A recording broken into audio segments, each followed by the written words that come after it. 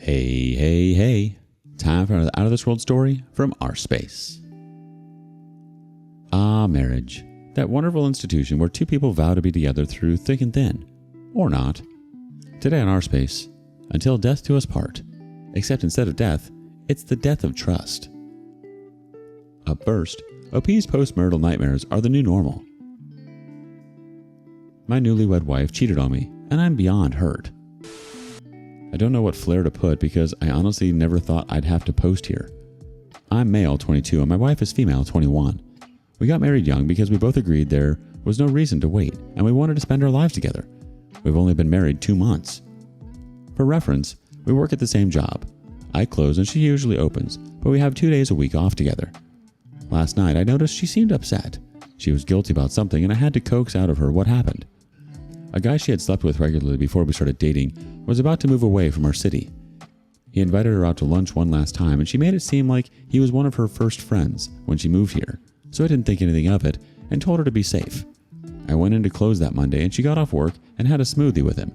Apparently he offered her to come up to his apartment one last time for the memories. They ended up making out and having sex. She said he initiated it and the following encounters. She never mentioned this mistake, and then while I closed again Tuesday, she went back to his place and they did it again. Everything, a second time. Again, she did not tell me this. Wednesday through Friday, we work opposite shifts, but have Thursday off to hang out. She never once mentions the lunch she had, and I had to ask her about it to find out anything. She lied and said they just had smoothies and talked for 2.5 hours. Saturday, while I'm closing once again, she went back to his apartment a third time, and she cheated again. This day was terrible for me at work and I texted her telling her I needed a hug when I got home. Unbeknownst to me, she was just sucking another man's penis, not but 4 hours before. In the few hours we spoke about what she did, she said she didn't believe it was a mistake. She felt guilt but not regret. And then said if he never moved away, she would have done this even more and had never planned on telling me about it. She said so much more and even listed reasons why she thinks the sex with him is better than with me, and even deleted chats she had with him when I left the room for a moment. I caught her as she was closing Snapchat. She claimed she loved him throughout our whole relationship and even asked me about my thoughts for an open marriage, which is something we both discussed and agreed we'd never do if we got married. On her phone was text to her cousin about, "Look how cute this man is. I'm literally rethinking my marriage over him," and searches for, "Why do I want a divorce after 2 months?" She had even looked into jobs and apartments in the town this guy moved to. She had a whole exit planned out after 2 months. Why did she even marry me? Update. First of all, thank you all to all the comments. I'm overwhelmed by the support and I want to let everyone know that I have already moved out. The apartment we had was hers. I'm looking into an annulment and I've already removed her influence on me.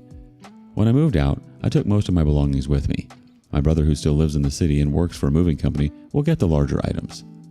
I think I do see the mistake in marrying so young now, of course. Hindsight is 20/20. But this event has caught everyone around us off guard. I have a therapist I'm talking to, and I'm surrounded by people who love me. I know I will make it through this. Thank you, everyone.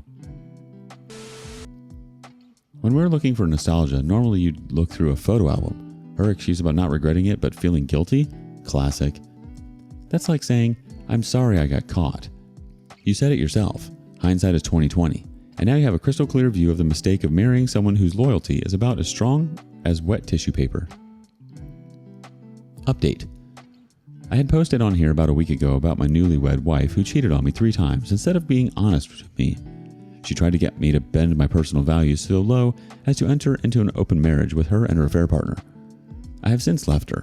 I'm living back with my parents for the time being, and the only contact I have with her is to tell her what divorce papers to sign.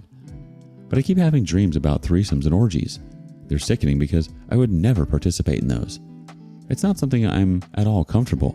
In my own view, sex is supposed to be personal, loving, and intimate between 2 people. My soon-to-be ex-wife has been in each dream. They wake me up in the middle of the night, and I have to take 5 to 10 minutes just breathing to tell myself it was just a dream. Has anyone else dealt with this? Is this just a product of the trauma she left me with? The next time I speak to my therapist, I'm going to bring this up. I'm wondering if anyone has any advice. Thanks. One quick piece of advice from the community. You're sporting a bad case of PTSD caused by betrayal and trauma. Time to seek treatment. Talk to a doctor if you haven't already, Start an exercise program at your local gym. Consistent exercise is the best treatment for anxiety, depression, and trauma-induced stress. PTSD is wild, OP. Who knew that getting cheated on came with a free ticket to a mental carnival of unwanted threesomes and orgies? Your brain is throwing you the world's worst bachelor party, complete with all the things you'd never want to see. It's sending her off with a bang, literally. Good call on bringing this up with your therapist. In the meantime, maybe consider changing up your nighttime routine, a little meditation, and a nice cup of chamomile tea. Do you have a similar story? Have you ever had wild dreams after a breakup? Share your experience with us in the comments below. Up next, OP's father is back for a little family reunion and an organ donation. My dad abandoned his family only for us to find out later it was because he cheated. Growing up, I never knew my sperm donor cheated on my mom. She didn't know either. When I was 5, he walked away from my mom and siblings, and we hadn't heard from him in over 3 decades. The past 5 years, we found out more than we would ever want to know. He has 3 other kids. One is 6 months younger than me, another is 1.5 years younger than me, and the youngest is 3 years younger than me. All of them conceived while he was still married to my mom. It literally felt like someone hit me in the chest with a big bag of bricks. He has moved past any wrongdoings and wants to be part of my grandbabies' lives. I am grown with a husband and children of my own, and the adult in me is like, wow, this man is an absolute a-hole. But the child in me is crying in so much pain because why was I not good enough? What did I ever do to make you leave and never look back? I remember you holding me and telling me how much you loved me, and how I am and will always be your princess.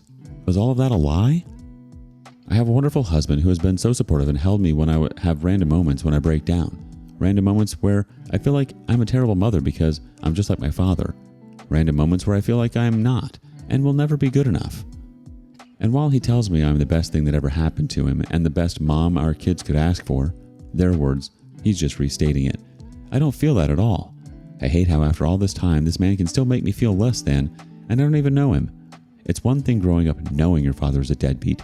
It's another finding out not only is he a selfish deadbeat, he's a cheating selfish deadbeat with no self-awareness for how he destroyed his kids and wife he claimed to love. I'm trying really hard to let this go, but it's not as easy as it looks. Edit. I just want to add 5 years ago is when we all found out about the other kids because my sperm donor had a come to Jesus moment and wanted them to finally reach out to us so we could all be a family. My brother reached out to me on Facebook to make me aware of what was happening. I was the only one he could find as my other siblings do not use any kind of social media. I shot it down and told him to never contact me again because I wanted nothing to do with my dad. 2 days ago, my dad showed up at my doorstep wanting to meet my kids. Because he got over what happened, why can't we? For context, I'm the only sibling from the siblings I was raised with who has any children. My kids have always been aware of why I didn't have a father and want nothing to do with him either. Wow. Hi from the ghost of deadbeats past. Can I play grandpa now? Get real. Your husband sounds like a gem though. A real MVP in the chaos. Remember, DNA might give you a deadbeat dad, but it doesn't determine your worth and your ability to be an amazing parent. You've clearly broken the mold and built a loving family despite it all. Update. I just wanted to thank everyone for the kind words and support. It really means a lot to me. I'm already in individual counseling and couples counseling, not for marital issues, but because me and my husband have both had huge traumas, and we have done this for so long that it has helped us with communicating better and in a safe space.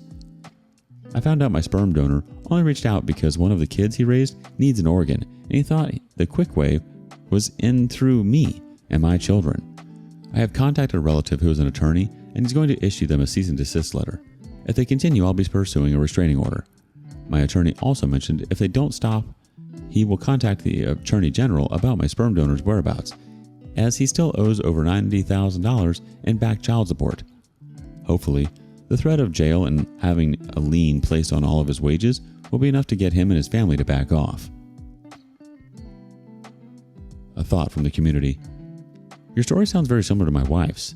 I can just tell you that my interpretation of what I saw with her.